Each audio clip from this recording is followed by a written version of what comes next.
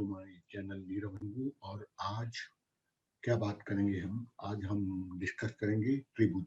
जैसे कि शिक्षक हैं ट्रायंगल्स इन पाल्मिस्ट्री। तो आज तक हमने देखा था कि अलग अलग रेखा, मुख्य रेखा, गौण रेखा के बारे में हमने विस्तार से बातचीत की थी। तो आज हम बात करेंगे ट्रायंगल के ऊपर। इस पर हम बहुत संक्षिप्त में परिचय देंगे। पर संक्षिप्त में परिचय देने का मतलब ये नहीं कि मैं शॉर्ट में सारी चीजें निपटा दूंगा। मैं सारी चीजें हर दृष्टिकोण से मैं समझाने का प्रयास करूंगा इस एपिसोड में। तो चलिए शुरू करते हैं। प्रत्येक पर्वतरी पर त्रिभुज का महत्व। तो त्रिभुज जैसे कि अक्सर ही स्पष्ट है कि तीन तरफ से आकर जो मिली हुई जो रेखाएं रहती है उसको जो आकृति कहते हैं उसके त्रिभुज यानी कि ट्रायंगल कहते हैं, त्रिकोण भी कहते हैं। ये तीन रेखाएं जब मिलती है तो कभी न्यून कोण, कभी समकोण, तो कभी अधिक कोण बन जाती है, जिसके स्वरूप इसको त्रिभुज आकार या त्रिभुज कहते हैं। ये छोटा या बड़ा आकार में होता है हस्तरेखा में। अब हथेली पर अलग अलग स्थानों पर इस बने त्रिभुज को क्या महत्व है, इसका हम स्पष्टीकरण करेंगे। कहते हैं कि जब स्पष्ट, निर्दोष और गहरी रेखाओं से निर्मित कोई त्रिभुज बनती है हथेली पर, नो मैटर वो दाहिनी हथेली होती है या बाई हथेली, तो वो बहुत ही फलदायी मानी गई है। त्रिभुज बहुत ही कम हाथों में आपको देखने को मिलेगी। और त्रिभुज का आकार कहते हैं जितना अधिक बड़ा रहता है उतना ही अधिक अधिक ये श्रेष्ठ और फलदायी माना गया है। जिस व्यक्ति के मध्य में यानी हथेली के बराबर सेंटर में त्रिभुज पाया जाता है वह व्यक्ति बहुत सौभाग्यशाली, सच्चरित्र, सद्गुणों से युक्त और क्रियाशील यानी बहुत ही एक्टिव रहता है। ईश्वर में बहुत अधिक आस्था रखने वाला और उन्नतिशील रहता है। उन्नतिशील मतलब प्रगति करते रहता है, प्रोग्रेस होती रहती है ऐसे लोग की। और साथ ही साथ इनका जो शारीरिक गठन जो रहता है यानी फिजिक्स जो रहती है बहुत अच्छी रहती है। और द मेंटल कैपेबिलिटी इनकी काफी अच्छी रहती है, जिसके बलबूते ये बहुत ही प्रगति करते जाते हैं और जिस क्षेत्र में ये जाते हैं वहां उसकी प्रगति होनी निश्चित है। और ऐसा व्यक्ति बिल्कुल ही शांत, सरल और मधुर स्वभाव का रहता है। त्रिभुज जितना बड़ा होता है यानी ट्रायंगल जितना बड़ा होता है हाथ में, व्यक्ति उतना ही हृदय बहुत ही विशाल रहता है यानी कि बड़ा दिल रहता है। परंतु बहुत ही छोटा, संकीर्ण, अस्पष्ट, टूटा हुआ त्रिभुज व्यक्ति के हाथ में, हथेली में दिखता है तो यह संकीर्ण हृदय यानी एक छोटा नैरो माइंडेड पर्सनालिटी को ये डेपिक्ट करता है। और ऐसे व्यक्ति कठिनता पूर्वक सफलता करते हैं यानी कि सफलता के आसार इनके बहुत कम रहते हैं। ऐसे व्यक्ति का आत्मविश्वास उसका साथ नहीं देता, जिसके परिणाम स्वरूप जीवन के संग्राम में बहुत देरी से इनको बहुत क्षणिक यानी बहुत ही छोटी छोटी सफलता मिलती है, जिसपे ये काफी घमंड करते हुए काफी खुश भी हो जाते हैं। परंतु यदि किसी व्यक्ति के हाथ में बड़ा त्रिभुज हो और उसमें एक और छोटा त्रिभुज बन जाए यानी ट्रायंगल के अंदर एक और ट्रायंगल, तो ऐसा व्यक्ति बहुत ही बड़े ही होद्दे पर यानी उच्च पद पर काम करने वाला रहता है और उसको मान सम्मान की कमी नहीं रहती है। अब हम बात करेंगे एक एक पर्वत को लेकर त्रिभुज का क्या प्रेडिक्शन रहता है।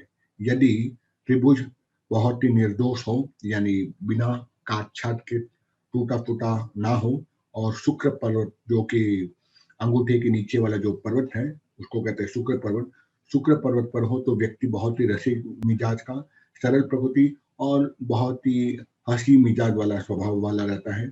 गायन, नृत्य, ललित का कलाओं में, इन सब में उनको बहुत ही रुचि रहती है। ये बहुत अच्छा प्रेमी या प्रेमिका बनता है।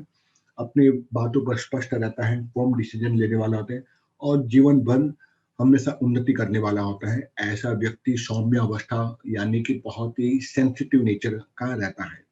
परंतु यदि यही या त्रिभुज टूटी हुई हो यानी कि टूट गई हो, कई कई से लहरेदार हो या जंजीरवत बन गया हो, तो ऐसे व्यक्ति कामांध बन जाते हैं। नो मैटर वो स्त्री हो या पुरुष हो। स्त्री के हाथ में ऐसा टूटा हुआ दोष जो त्रिभुज हो तो कहते कि निश्चय ही ऐसी स्त्री परस पुरुष गामिनी बन जाती है। अब मंगल क्षेत्र, यदि मंगल क्षेत्र पर निर्दोष त्रिभुज हो तो ऐसा व्यक्ति धैर्यवान, रणकुशल होता है और वीरता के लिए राष्ट्रीय राष्ट्रीय पुरस्कार से सम्मानित रहता है। युद्ध का वो प्रेमी रहता है, अपूर्व वीरता उसको मिलती है युद्ध में, और वीरता उसकी दिखती है उसके चरित्र में भी। और कोई भी विपत्ति आ जाए उसमें ये पथभ्रष्ट नहीं होता और अपने लक्ष्य से विचलित कभी भी नहीं होता। परंतु मंगल पर्वत पर यदि आपको दूषित त्रिभुज मिलता है तो व्यक्ति पर पीड़ा में रत यानी दूसरों को पीड़ा देने में अच्छा लगता है, निर्दयी और एक प्रकार का भीरू और कायर व्यक्ति रहता है। राहु चित्र राहु चित्र पर यदि आपको निर्दोष त्रिभुज दिखता है तो व्यक्ति यौवन काल में श्रेष्ठ पद अवस्था पर पहुंच जाता है, यानी हायर ऑथोरिटी मिलती है जॉब पर, या बिजनेस हो तो बिजनेस भी बहुत अच्छा फलीभूत होता है। और साथ साथ में राहु राजनीति का भी कारक है, इसलिए इसीलिए यदि त्रिभुज राहु क्षेत्र पर हो तो राजनीति में विशेष सफलता प्राप्त करता है।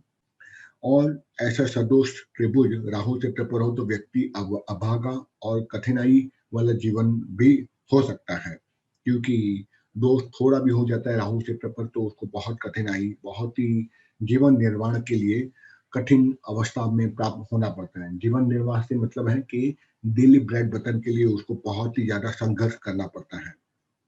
फिर हम बात करेंगे प्लूटो पर्वत पर। प्लूटो पर्वत पर निर्दोष त्रिभुज हो तो व्यक्ति वृद्धावस्था में बहुत ही सुख अनुभव करता है और सुख मिलता भी है। पर यदि दोष हो त्रिभुज के ऊपर तो बुढ़ापे में बहुत ही कष्ट अनुभव करता है। बृहस्पति जुपिटर पर्वत जिसको कहते हैं, इस गुरु पर्वत पर यदि निर्दोष त्रिभुज हो तो व्यक्ति बहुत ही चतुर, कार्य में दक्षता प्राप्त करता है, मैनेजमेंट स्किल बहुत अच्छी रहती है, कुशाग्र बुद्धि यानी एकदम ही आईक्यू उसका बहुत अच्छा रहता है। अपनी बुद्धि के बल पर ये बहुत अच्छे अच्छे निर्णय लेता है खुद के लिए और दूसरों के लिए भी, और सदैव उन्नति करने वाला, आकांक्षा रखने वाला ये व्यक्ति होता है।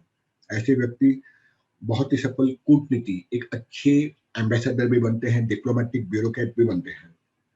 जन साधारण में ये अपना प्रभाव रखने में बहुत ही इन्हें अच्छा लगता है और ये अपना इन्फ्लुएंस बनाए रखते हैं। पर यदि दोष हो जाता है यानी टूटा फूटा रहता है गुरु पर्वत पर त्रिभुज तो व्यक्ति को बहुत ही ज्यादा घमंडी, बातूनी और अपने आप सेल्फ अप्रेजल, खुद की ही प्रशंसा करने वाला, कुछ लोग होते हैं हमारे समाज में खुद की ही सफलता पर गुरूर करते हैं और बहुत ही ज्यादा क्या कहते हैं घमंड भी करते हैं अपनी छोटी छोटी अचीवमेंट पर, उनको बहुत ही गुरूर होता है, तो ऐसे लोग जरूर होते हैं। अगला क्षेत्र है शनि पर्वत। शनि पर निर्दोष त्रिभुज हो तो व्यक्ति कहते हैं मंत्र तंत्र की जो साधना रहते हैं, ऑकल्ट साइंस में मंत्र तंत्र की साधना में रत रहते हैं, गुप्त विद्याओं के पारंगत, हिप्नोटिज्म में दक्षता प्राप्त होती है। और सदोष यानी दोष युक्त शनि पर्वत पर त्रिभुज हो तो व्यक्ति अंतरराष्ट्रीय ख्याति प्राप्त ठग और लुटेरा जरूर बनता है। सूर्य पर्वत सूर्य पर्वत पर निर्दोष त्रिभुज हो तो व्यक्ति धार्मिक, बहुत ही ज्यादा परोपकारी, कलाकार प्रकृति वाला और दूसरों की भलाई करने वाला बनता है। वो जिस कार्य में अपना हाथ डालता है सफलता निश्चय ही उसको मिलती है। और ऐसा व्यक्ति कुशाग्र बुद्धि वाला और लोगों का हित चिंतन करने वाला होता है। अब दोष, यदि दोष युक्त त्रिभुज होता है तो व्यक्ति अपने कार्यों में सफल नहीं होता, समाज में निंदा का बहुत ज्यादा पात्र बनता है। ऐसे व्यक्ति को अपने माता पिता से, विशेष रूप से पिता से बहुत अनबन रहती है, चाहे वो स्त्री हो या पुरुष हो, दोनों के लिए एप्लीकेबल है। बुद्ध पर्वत बुद्ध पर्वत पर त्रिभुज हो तो व्यक्ति सफल वैज्ञानिक और उच्च स्तर का व्यापारी बनता है। उसका व्यापार अंतरराष्ट्रीय स्तर पर पहुंच जाता है, इंपोर्ट एक्सपोर्ट में बहुत ख्याति प्राप्त करता है। और ऐसे व्यक्ति दूसरों की कमजोरियों को समझने में बहुत ही ज्यादा माहिर होते हैं, क्योंकि बुद्ध है, बुद्धिमान है, तो ये लोग बुद्धिमानता बहुत अधिक होने के कारण बुद्धि के बल पर अपना जीवन में सफलता प्राप्त करते हैं। पर ये दूसरों का फायदा नहीं उठाते अगर दोष ना हो त्रिभुज पर। यदि दोष होता है बुद्ध पर्वत पर तो दूसरों का फायदा उठाने में सबसे आगे रहते हैं, अपनी बुद्धि का गलत उपयोग करते हैं।